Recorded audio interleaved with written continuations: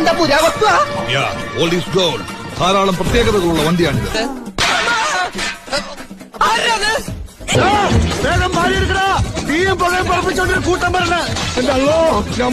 ഇങ്ങനെ പേടിക്കലടാ ആണുങ്ങളെ വിലകളെ.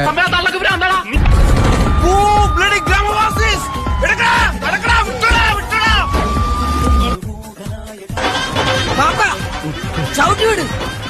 ഇത് മറ്റേ പണയം വെച്ച ബുള്ളറ്റ് അല്ല, വാനാ.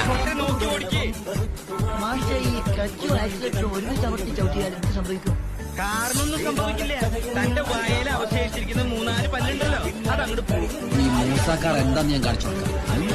കുറച്ചു നേരം ഗോലി കളിക്കട്ടെ.